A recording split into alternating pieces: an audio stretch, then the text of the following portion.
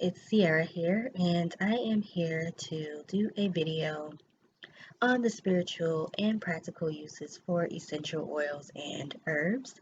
Um, so, this is a video that was requested. I'm in a few different groups on Facebook. These are spiritual groups.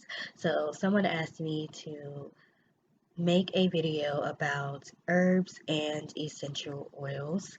Um, I do make skincare products as well as home fragrance products. So I've been using essential oils and herbs for years now for those purposes. But as I started to become more spiritual, I started to realize that you can also use these things for spiritual uses as well. So I do have a lot of oils and herbs, so I can't talk about all of them in one video. What I decided that I'm probably going to be doing is doing short videos, and I will talk about one essential oil or oil, because there's several different types of oils, and then one type of herb. So let's go ahead and get started. We're going to start with Helichrysum essential oil. Just so y'all know, I am not claiming to know how to properly pronounce these things, so I may be saying them correctly and I may be butchering the names. So just bear with me.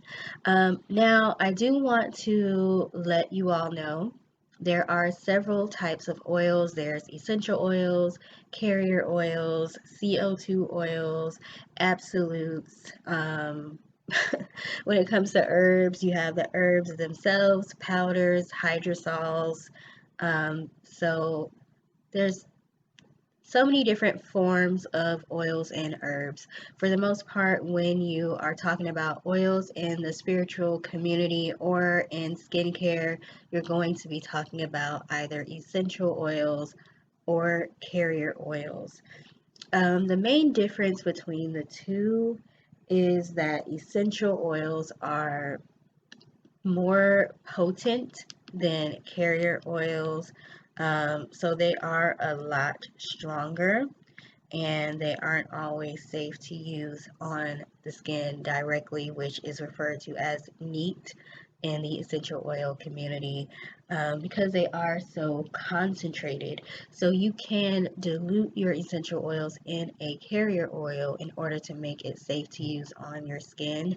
As far as carrier oils, some of the common ones that most people have heard of would be sweet almond oil, carrot seed oil, olive oil, grapeseed oil, coconut oil, jojoba oil, those types of things.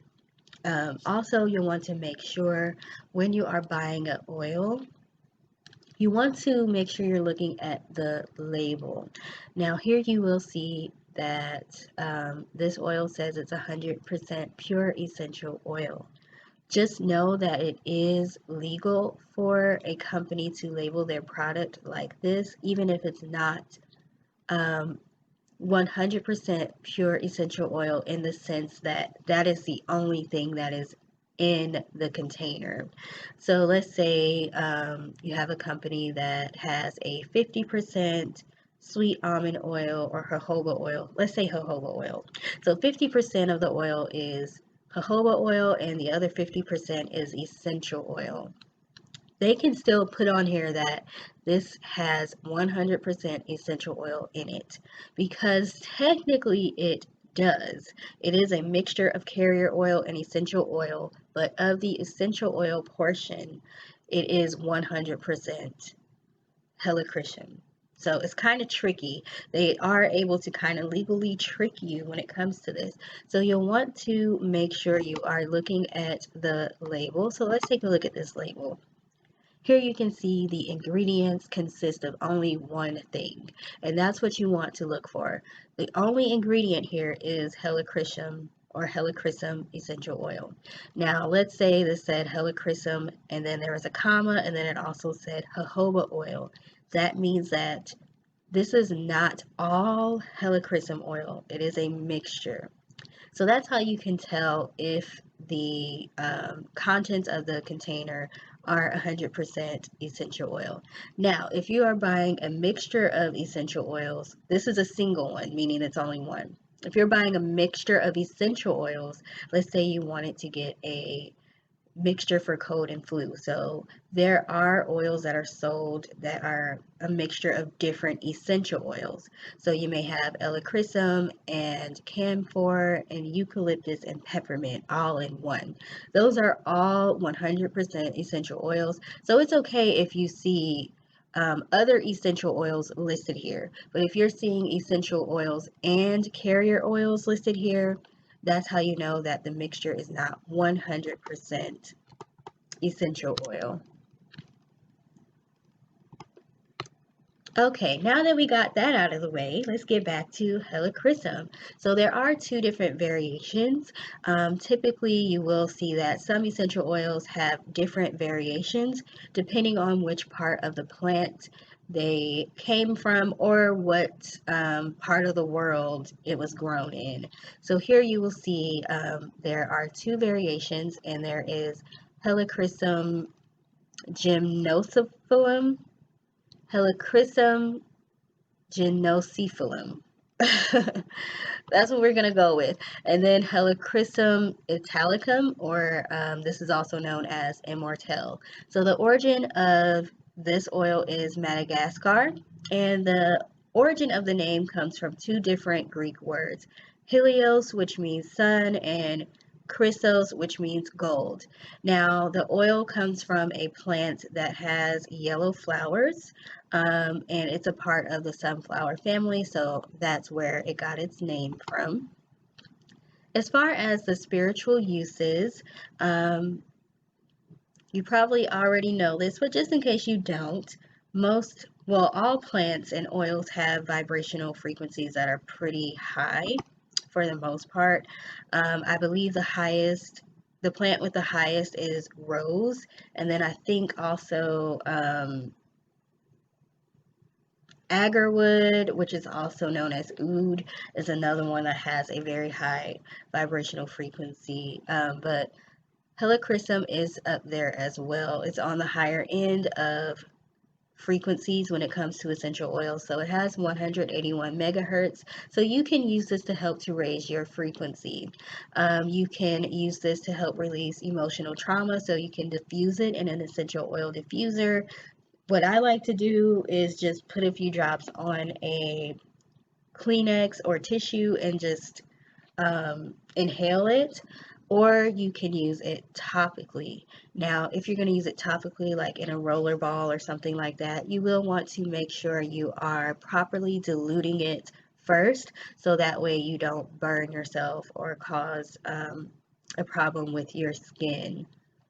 This is also good to help to clear your mind. So you'll find that any of the oils that have like a minty, menthol, camphoric type scent are going to be good to help to clear your mind or with headaches. Okay, so we're going to go ahead and get into the practical uses, and we're going to be starting with gymnocephalum. So you can use Helichrysum gymnocephalum to disinfect the air. You can also use it to open your airways or as a decongestant. You can diffuse it for tranquility. Also, you can use this in cold and flu topical remedies, like if you wanted to make your own vapor rub. You can also use it as an insect repellent or to relieve mild pain. So you can put this in massage oil if you wanted to. This version has a herbaceous camphoric type smell. So if you can't remember the difference between the names, the one that smells like camphor or eucalyptus, like medicinal type, this is the one that you'll want to use for those types of purposes. So disinfecting the air or for cold and flu purposes. Next, we have Helichrysum italicum. This one is also known as immortelle, and this one is good for skin care. So you can use this as an anti-inflammatory, It does help your skin cells to regenerate. It also reduces the appearance of fine lines and wrinkles, and this one has a sweeter honey-like scent. So again, you can tell the difference between the two by the way that they smell. Next, we are going to talk about Amla. This is a Ayurvedic herb, and it is typically used in India or Hindu cultures. The origin is India, and it's also known as Indian gooseberry. The scientific name is Philanthus indica, and the name derives from the Sanskrit word amlaki, and that means nectar of life. So that's kind of why it's also referred to as immortel. I buy mine from Mountain Rose Herbs. I forgot to mention earlier about the essential oil. I like to get my essential oils from Eden's Garden or Mountain Rose Herbs. But for the most part, I get my essential oils from Eden's Garden. As far as my herbs, I like to get them from Mountain Rose Herbs because after reading reviews on several different sites, their website as well as Amazon and Google, I felt like they were a pretty reputable company. So you definitely want to make sure you're reading reviews not just on the vendor's website but on other sites as well, so you can get a full picture of what people are saying about the products. If there is a vendor that does not have reviews available on their website, I typically don't buy from them because I want to know what other people are saying. I found those to be very helpful.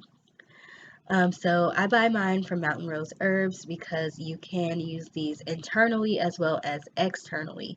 So you can use these in your food or take them as medicine or put them in capsules, or you can use them externally. So you will find that there are some vendors who are not, they're not selling herbs, or their herbs are not approved for internal use. So they will say external use only, even if it is a herb that should be safe for you to take internally. So whatever their process is when they are creating the herbs or packaging them or something there makes it to where it's not safe for you to ingest them. So that's why I like to use Mountain Rose Herbs, because most of theirs can be ingested. um, so as far as the practical uses for amla, you can use this in hair dye due to the high tannin levels. Also, it reduces dandruff and hair loss. It helps fight free radicals because it is a very powerful antioxidant. So this is good for your immune system. It also repairs cell damage and inflammation. So that's what makes it good for skincare also. Also, it regulates blood glucose levels and purifies your blood due to the chromium that's in it. It can improve vision, reduce eye pressure, which in turn reduces itchy and watery eyes. So I'm actually excited about this. I haven't used it internally yet. For the most part, I've been using it for skincare purposes, but my allergies are horrible. That's one of the reasons why I'm not making videos right now where you can see me, because I'm always sick from allergies. So I'm excited to use this to see if it works. Now, it does have a bitter sour type taste, so it is recommended that you put this in honey and then take it, or I'll probably put it in like tea or a smoothie or something if I don't take it with like a spoonful of honey or something like that. So if it works, I'll let y'all know. Now, this is also high in fiber, so it helps your digestive system. It's rich in vitamin C, iron, and calcium, helps skin glow, and assists with infertility. So, when it comes to the spiritual uses, you can kind of use the practical uses to figure out how you can use this in a spiritual way. So, as you can see, it's pretty good for beauty and skincare. So, you can use this in a beauty spell jar. For healthy skin or hair. It's also said that the amla tree was a favorite of the Hindu goddess Lakshmi, and some have also said it's associated with Lord Vishnu. So you may want to have it on hand if you want to work with those energies. It's used in Hindu rituals and ceremonies, and it also can be used to purify yourself physically and spiritually, as it helps to improve mental clarity. Um, and then you can incorporate this into infertility work as well. So that brings us to the end of the presentation. And again, we were talking about Helichrysum essential oil and Amla. So I'm not sure which two herbs and oils I'll do next, but I will take a look at my inventory to see which one I'll do next, and then I will see y'all in the next video. Thank you for taking the time to watch this. I hope y'all have a great day.